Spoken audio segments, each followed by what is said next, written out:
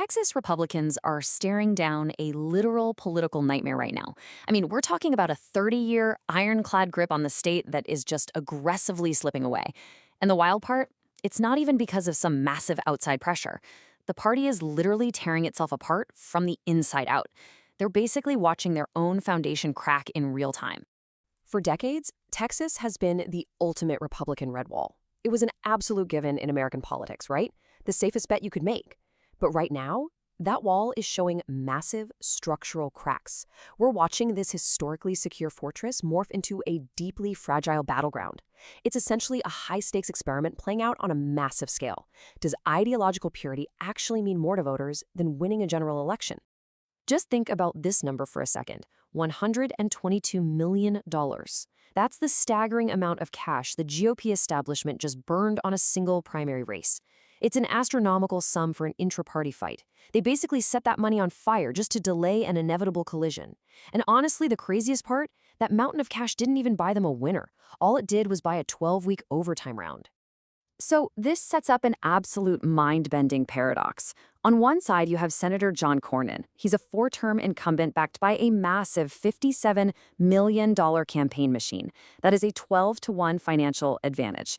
But somehow, he is actively losing ground to Texas Attorney General Ken Paxton, an insurgent challenger with serious, ongoing legal scrutiny operating on a fraction of the budget. Look, money used to be the ultimate equalizer in politics. You flood the airwaves, you define your opponent, you win. But that formula? It's completely breaking down. It is terrifying for the establishment to see a candidate spend 12 times more money only to watch the polls move in the exact wrong direction. It really comes down to this. In the modern GOP, a long resume isn't a recommendation anymore. It's a target on your back.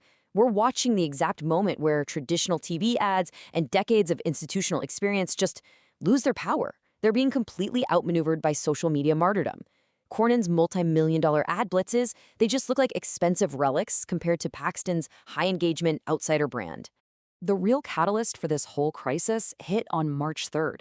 Cornyn completely stalled out at 42%, while Paxton was right on his heels at 40.5%. But the true disruptor in all of this was Congressman Wesley Hunt. He grabbed a 13.5% slice of the electorate, acting as the ultimate spoiler. Hunt deliberately pulled away younger, highly conservative voters. He did it by framing the incumbent as an ideological adversary who compromised on Second Amendment rights. Now, 54%, that's a huge number. When you track exactly where those Wesley Hunt spoiler voters are going in the runoff, you see a massive 19-point preference gap. Over half of them are consolidating directly behind Ken Paxton. Think about that. They aren't retreating to the safety of the institutional incumbent. They're doubling down on the outsider energy, effectively turning their backs entirely on the traditional party apparatus. And then we hit the tactical nightmare: Donald Trump's strategic silence. Before March 3rd, Trump stayed totally neutral. The day after the primary, he teased an imminent endorsement. But since then, crickets. Total silence. Trump is basically trapped in a vacuum right now.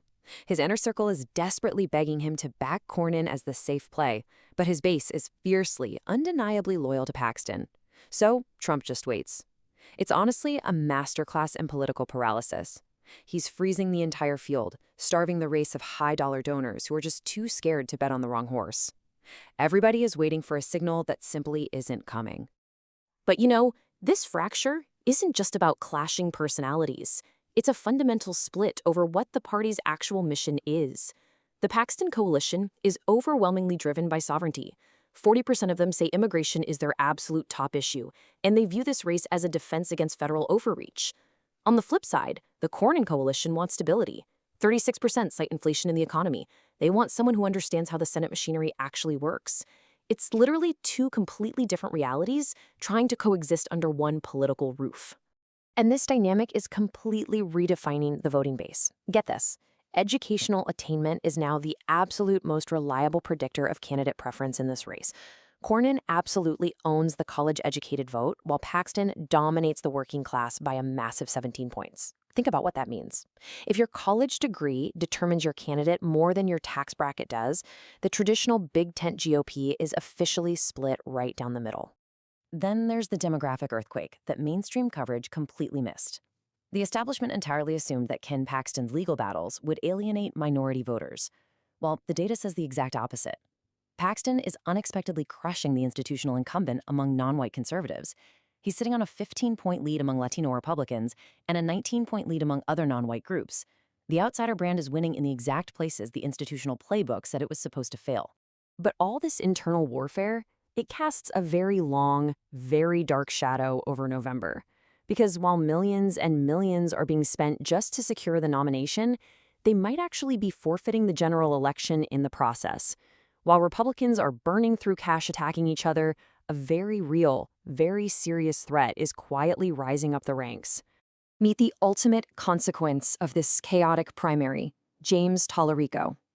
He's a progressive Democratic state representative, but crucially, he's also a former seminarian. He is out there successfully using Christian moral language on the campaign trail. This unique fusion of progressive policy and moral framing is quietly capturing moderate and independent voters who are just entirely exhausted by the GOP civil war. And the numbers here are absolutely the most alarming part of this whole situation for the GOP. For the first time in over 3 decades, Republicans might actually enter a Texas general election as the underdog. Talarico is quietly sliding right past both Republicans in the polls. He leads Cornyn by 3 points and he leads Paxton by 5. This hyper-expensive, purely ideological civil war might actually hand the state of Texas to a Democrat in November. No way they saw that coming. The real danger, though, is the downstream effect. If the incumbent staggers out of this primary totally broke and damaged, the national party goes straight into crisis mode. They'd be forced to divert tens of millions of dollars into Texas just to defend what is supposed to be a completely safe seat. And every single dollar spent rescuing Texas is a dollar not spent in the Rust Belt. It shifts the entire national strategy. We're talking about draining their war chest from critical battlegrounds like Pennsylvania and Ohio. Plus, this ideological proxy war is already bleeding down the ballot, destabilizing the entire state government. All of this reveals the exact, completely unresolvable dilemma that is currently tearing the political map apart. For the modern voter, is it better to lose with a true believer or win with a career politician you don't fully trust?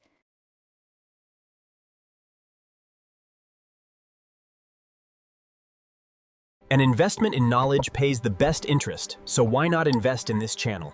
Click like and subscribe for more.